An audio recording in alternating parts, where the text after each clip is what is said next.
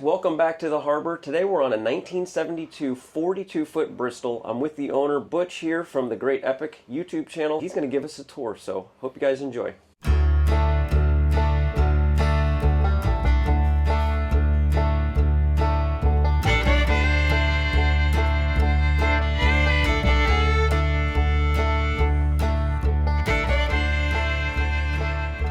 Well, I'm down here with Butch. We're at St. Pete Municipal Marina. He's selling his trawler. Super excited to have him on board the channel. Yeah, he really knows a ton about boats, a lot more than me. So I'm going to learn something new today. Hopefully you guys do too. And along the way, we're going to take a look at this beautiful, classic, really very well maintained trawler. Tell us about it, Butch. Yeah, so as Brian said, my name is Butch Ringelspa with the Great Epoch. You can find us on YouTube. We have Instagram as well, EPOCH. A lot of people will say Epoch, but we like to say it the American way, Epic. But anyways, my wife and I purchased this 42-foot Bristol just under a year ago. Some of you may know, years past, I had a 44-foot DeFever called Aquacultured, and the YouTube channel was called Aquacultured back then. And since I met my wife, we got married on board Aquacultured, we sold the boat, we decided it was time to let it go, let somebody else grab the torch and run with it, and we wanted to get our own boat together. And so we came across this beautiful vintage 1972 42-foot Bristol Offshore Trawler. It was really appealing to us because of its overall cleanliness, its beautiful salty trawler lines, and it had been very well maintained. Systems have been updated. When you're looking for an old boat like this, big things are the engines, tanks, windows, that sort of thing. So we saw in the listing that the engines had been rebuilt, all of the tankage had been replaced, meaning both the fuel and water tanks. It had a new generator, upgraded air conditioning, so it was really in the type of condition that we were looking for. As we walk on the port side here, you'll see it's got a real beautiful style. Open pulpit, or not pulpit, but open bow area here. One thing that it could use is some safety railing along the front of the boat. For some reason, they designed the boat to not have that railing system. It does not have a pulpit at this time, but you could somewhat easily install a pulpit and an anchor windlass. But for now, we do it the manual way. You can see our Bruce Claw anchor there sitting on the foredeck. But it is set up for a windlass. There is electrical wiring run to the anchor locker and down to the engine room, so you can connect to the battery bank and get it set up that way if you like, or keep it looking clean like this. Yeah, I actually like that look. Yeah, it's definitely a little bit different, but it's got just a real nice, sleek, clean profile. Now, is this the original gel coat, or has it been painted? So it was repainted. I believe it was painted in 2015, and as you see on the exterior, it could use some paint touch-ups here and there and some buffing and waxing, and you'll get her looking really good. We're about to start painting the decks to really spruce it up and make those pop and retexture them, and then move on to some of the other paint touch-ups. But it depends on how long we're going to have the boat. Right. And then we have bright work all the way around. As you can see, nice high handrails, which is good for safety. And we're about to start revarnishing all of the teak as well. As you'll see as we walk around the boat, it's got a lot of windows. And in 2015, every single window on this vessel was replaced, which is a huge deal. As many of you would know, if you've ever dealt with an older boat, older trawler style vessel, leaky windows are always problematic in dealing with old seals, but these have all been replaced, which is a great benefit to this boat. So the tide's a little low today, but we got a nice wide entry point both on the port and starboard side. And so we'll just kind of walk aft and work around the boat, and I'll touch on as much as I can. But of course, drop a comment below if you have any other questions. I'm sure Brian's going to have all the links to the pertinent information, listing info if it's still listed at the time that you're viewing this. So hopefully somebody will be lucky enough to be buying this vessel soon, and then the wife and I and our kid can move up to a larger boat, which that's really what's driving the sale of this boat. This was just an interim vessel, and we ultimately want to live aboard, but we want something a little bit larger because we work from home. We have a 6-year-old, we have a couple of cats, so we need a little bit more space. Not saying this boat's not spacious, it's just not as spacious as we want right now. We'll walk towards the stern here. You can see the rail is nice and high. It's almost hip height here. I'm about 6 foot tall. And the teak cap rail swoops down. And as you can see from an exterior photo, which I'll provide Brian, hopefully I'll put some nice exterior shots. You can see the real nice pretty lines as you work from bow to stern. And the rail height is really high as you step down to the cockpit here, which is a good space. Plenty of room to be fishing back here. You got a couple of rod holders up here on the poop deck. So it's a great spot to get in and out of the water, get to the tender. We have some dinghy davits here that were installed new in 2023 with an aluminum rib inflatable tender and a 9.9 horsepower Suzuki outboard that was new in 2023. And this transom's been repainted. Yeah, since we bought the boat, obviously we wanted to rename it to Epic, and when we were removing the old name off of the transom, it was pulling old paint off with it. So we were left with a dilemma there. What do we do? So we ended up just repainting the transom. It is midnight blue all grip. Turned out fantastic. It's beautiful. We got the new logo on there. We're really happy with it. And then below me here is access to the Lazarette, which is home to the hydraulic steering system, rudder posts. You can see an automatic bilge pump down there. So a good amount of space if you want to store any items down there, which right now it's pretty empty.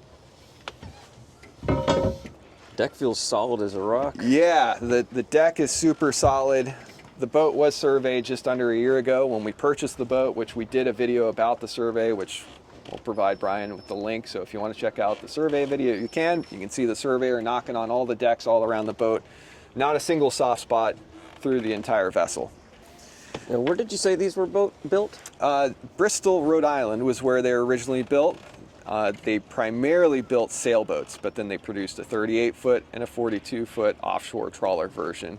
So heavy fiberglass hull, very heavily built, as you can feel when you walk around. And it's got 2-inch stainless prop shafts, and the vessel does come with a spare prop shaft, which is a nice benefit. If you ever bump the bottom and bend a shaft, right, you've got a spare. Okay. So the starboard side is just the same as the port side, except this is where your shore power connections come into the boat. We have two 30-amp shore power connections, which the electrical was upgraded on this boat, I believe in 2015 as well. Both on the starboard and port side, you have your deck fills for diesel and water. The new fuel tanks hold about 330 gallons total.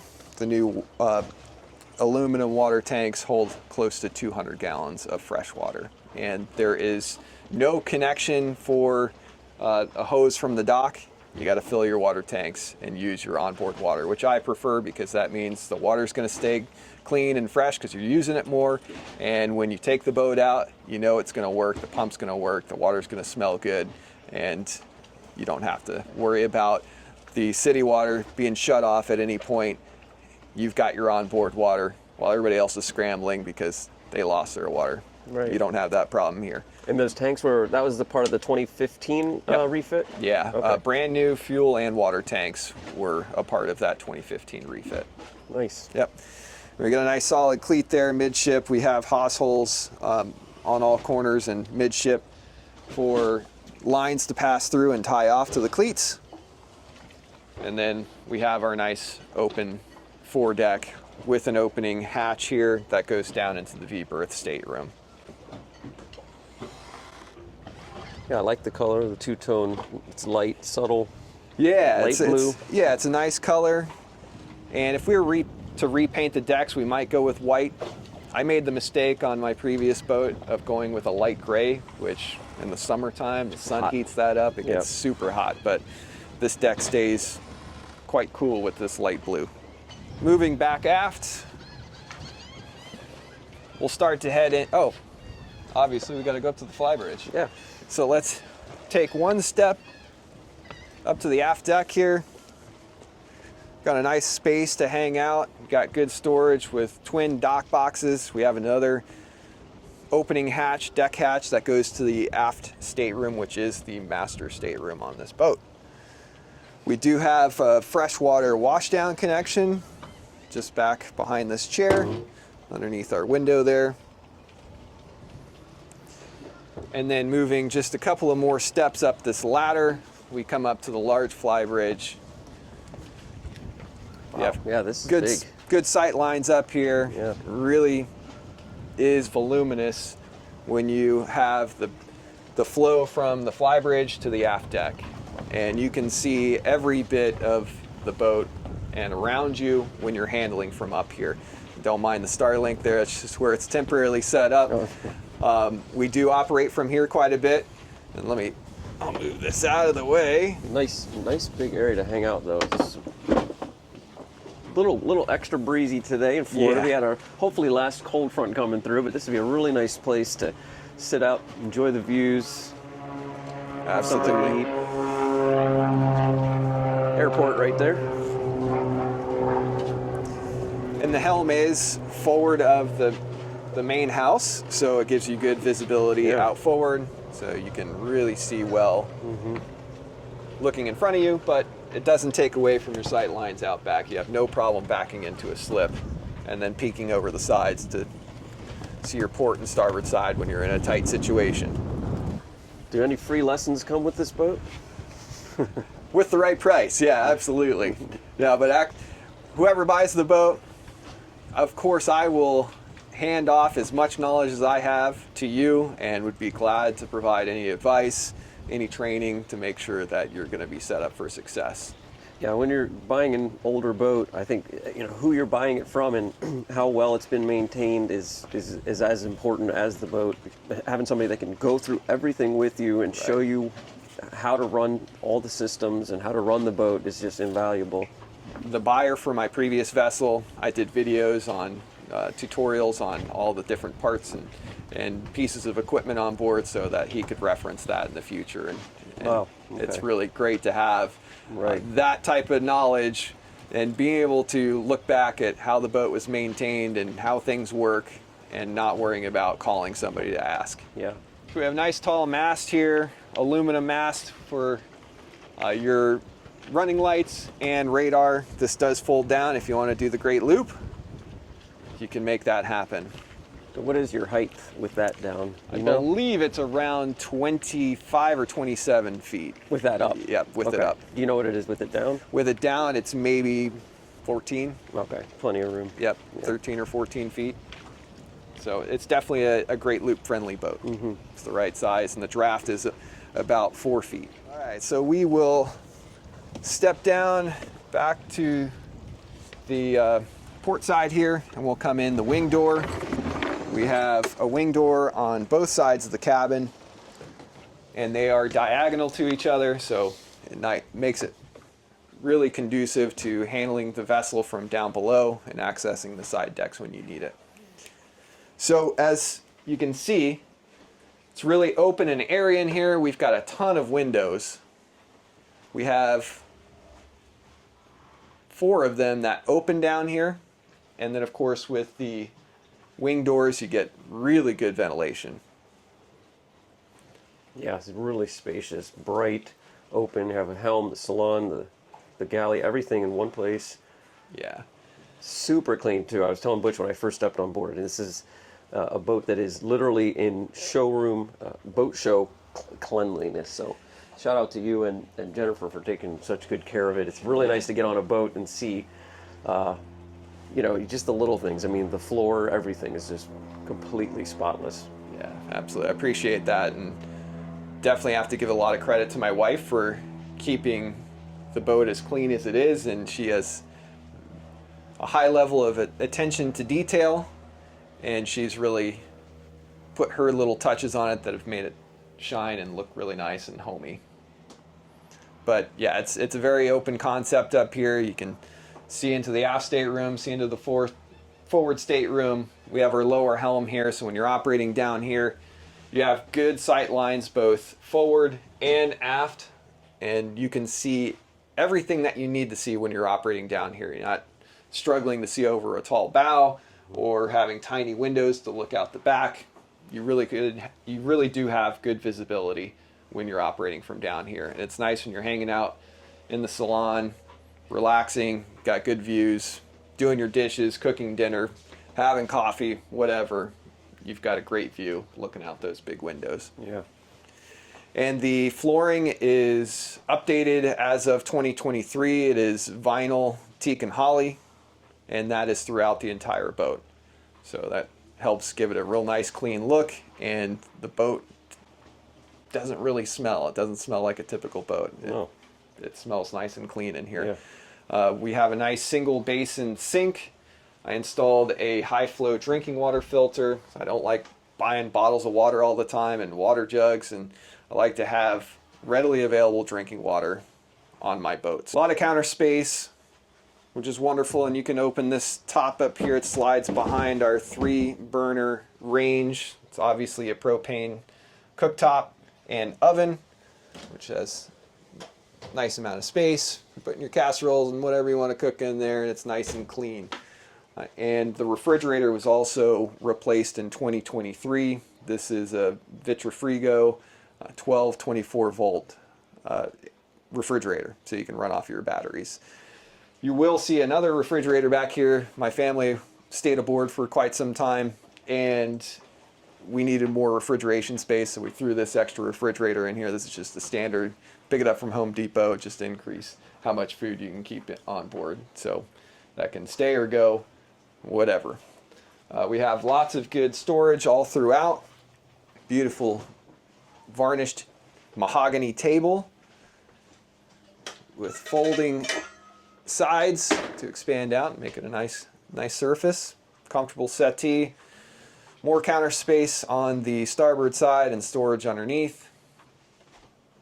And then pretty standard touchscreen Garmin, GPS, VHF, depth sounder, and of course the boat has radar as well.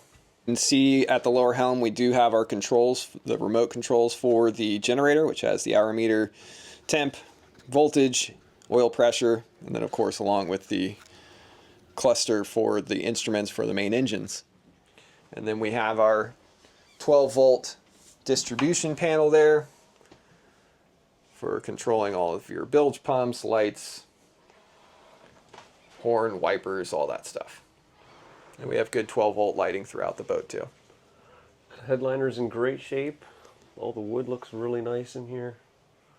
Well, tell me about the, we're talking about the air handler. This is original cruise air. Yeah, so this is awesome. Yeah, original air handler. It's got that vintage look to it, works great. There's 3 zones of air conditioning on the boat, aft, midship, and forward.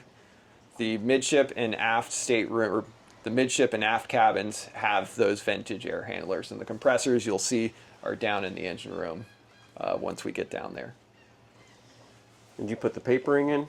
The fish? Yeah, so like my wife did the wallpaper. She is really good with that. I don't have the patience for it. The wood is in good condition behind it. Mm-hmm. We weren't trying to cover something up. We're just trying to brighten it up in here and it does. make it really ours. Makes it nice. And so you'll see when we go into the aft stateroom and the heads, there's some nice touches there that my wife has been responsible for doing, and it looks fantastic. Shall we head forward? Yep. So we will go down a few steps down into the forward stateroom. It's a little tight up here, but still a good amount of space. And here's aquaculture. Yeah, there you Picture go. of the old girl. What year Loved was that? her. That was in 1989. And you lived on that 44 for foot. 8 years? About 8 years, yeah. Of the total 14 years I've lived aboard multiple vessels. So we got a nice clean V-berth up here, pretty standard. Chain locker up front, which has been repainted. It's super clean in there. We've got our overhead hatch for ventilation and if you need to escape for whatever reason. And then we have opening port lights on either side. And then a nice clean head on the port side. Of course, we've got the nice wallpaper. I love this picture too. Got the Belafonte. And the Jabsco raw water fed manual toilets were installed new in 2023 as well.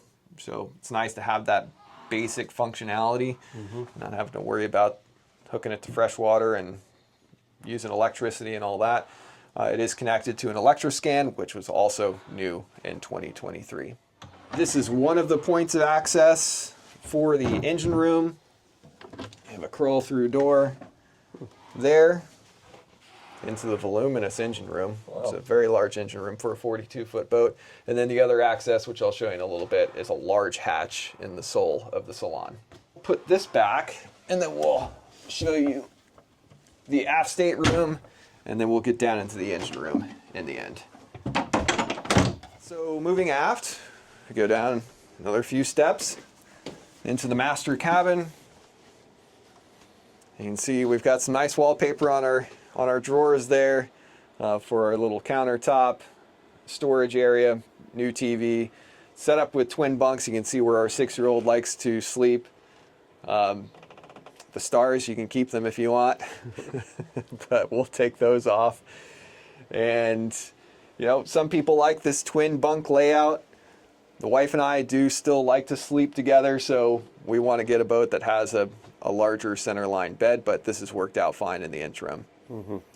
But nice headroom. Like I said, I'm 6 foot tall. I got good amount of space above me. We've got some vintage boat hooks here, which you can put some fishing poles there if you want instead, or with them. Obviously, we have nice port lights all the way around. Several of them do open to create nice ventilation, and the windows do open nicely since they are newer. And then, of course, we have our overhead hatch for more ventilation and to escape if needed as well. And then we do have a nice full-size door to close off the cabin for privacy, and a nice hanging locker with plenty of space for all of your clothes and soft goods. And above that is our other vintage air handler for cooling the aft cabin. Over on the starboard side is our full head, which we have a stall shower, same nice Jabsco raw water toilet, and then nice ventilation and lighting with the port light there, and a full-size shower. Is that gel coat flooring? Or? Yep, nice. It is. Yeah, gel coat flooring in both heads. So it's real nice and clean. Everything is clean. So nice. Yeah. I like the step. The risers are all papered as well. Oh, yeah. All right, let's go down below and see what makes her tick. Yeah, absolutely. So we'll go down to the man cave here. Like I said, this is the other way of getting into the engine room, which there are two hatches up here. This is the main one. It's nice and heavy. These floor panels are well insulated, so when you have them closed, it's quite quiet when the engines are running. The first thing you see is the new generator over on the port side. That was installed new in 2023. Has less than 100 hours on it at the time of this recording, and still has time left on its 5-year warranty. Then over on the starboard side, we have the nice custom battery box, which has 4 8D batteries, and that's what you step down onto to get into the engine room. So real bright lighting. It's a combination of DC and AC lights. It really makes it great for visibility throughout the entire engine room. You say it was pretty well cared for when you got it. I mean, we know you take care of your boats, but you bought a nice boat. Yeah, correct. Yeah, I didn't want to have to dig a boat out of a hole. I wanted it to be maintained well. The big items that sold us on it were the rebuilt engines, which was done in 2015. The engines were taken out of the boat, rebuilt, and reinstalled. As I mentioned multiple times now, the fuel and water tanks are new. Those are aluminum tanks. The new generator, which has less than 100 hours on it. And I failed to mention the engines. They do not have hour meters on them, but the estimated hours are under 1,000 since the major overhaul. So they're barely broken in since the overhaul. And these are Detroit 453 naturally aspirated 2-stroke diesel engines that burn probably about 2 gallons per hour each and produce about 140 horsepower each. You can get some good range with your 330 gallons of fuel. They start right up. They don't smoke at all. They're incredible engines. And I did replace the shaft packing a few months ago, so that's been done. What's the beam and the draft on So this? the beam of this vessel is about 14'2", and the draft is just over 4 foot, depending on how you have it loaded. So good overall setup with the 42-foot length overall. And we have our ship service over here for all of our AC components. So the main power breaker, control for the water heater, which was also new in 2023. It's a 10-gallon ream. Battery charger, which is also new in 2023. We have a dedicated battery for the generator in this custom fiberglass box here. We have our electro-san, which is our waste treatment system. So it treats the sewage as soon as it comes out of the toilet and gets pumped overboard. So you don't have to worry about pump outs. And then we have our upgraded air conditioning systems here. So these are the compressors, the condensers over here, the water pump and sea strainer. So it's all nice and accessible, super clean, very well laid out. And then we have a manual bilge pump up here on the port forward bulkhead, which is good in case one of your bilge pumps or both your bilge pumps are not able to keep up or aren't functioning at all. So that's a nice backup safety item. And we have our primary water filter here. So all of the water passes through that water filter, and then like I mentioned up in the galley, we have a dedicated high flow drinking water filter there as well. So nice clean water when it comes out of the faucet. And then this is the door to the forward stateroom, so this is your other point of access. So good amount of space. It's a crawl through engine room. You're not going to be able to stand up in here unless you're really short, but overall it's a real good space. And this is a second hatch though, so yep, it is simply, you can lift the hatches and then you can stand, obviously. Exactly. And the fuel tanks actually have sight gauges. So there's 3 points there that you can see. They're screw-in caps with glasses, sight glasses, so you can tell when the tanks are full, mid-level, and below mid. So pretty rudimentary, nothing sophisticated. Yep. And then you can see the power plants in the aft bulkhead there. We're looking eventually, after you sell her, to get a bigger boat. What are you thinking about? Like, what do you like? What's Butch's dream boat? Yeah, so that's a really good question. And backing up a little bit, I've always been into trawlers since I was a little kid. So that's what I've been most interested in. Lived aboard for 14 years. Had my DeFever as my last vessel. This is obviously a trawler. So the next vessel, the wife and I would really like to be in a trawler style boat, which trawler is kind of a loaded topic, but it could be a motor yacht or a trawler. But we want something that is in the 55 to 65 foot range, 3 to 4 staterooms, a little bit more space. So something like a Hatteras long range cruiser is really at the top of the list for us. Tell us about your podcast that you and your wife just started. Yeah, so we just started a podcast series called Epic Stories, and we focus around maritime disasters, shipwrecks, survivor stories, mysteries at sea. Some of these stories that we share with you, you might know about, but a lot of them we like to bring to you that you probably don't know about it. And we're having a lot of fun with it. And you can find that either on your favorite podcast platform, being Apple Music, Spotify. We will be putting it on YouTube, but also we have a companion video to every podcast we do on our YouTube channel, which is The Great Epic. And so we have a litany of different topics on our channel, from boat life, DIY, tutorial, boat tours, and then of course our podcast now, which we're really excited about. So the boat is for sale at the time of this recording.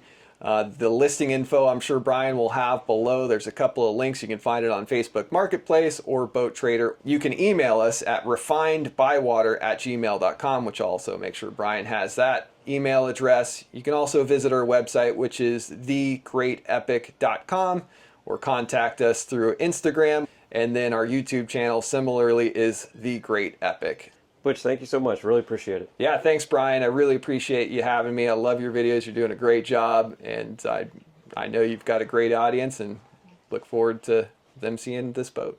Now for a continual walkthrough on this 1972 42 Bristol.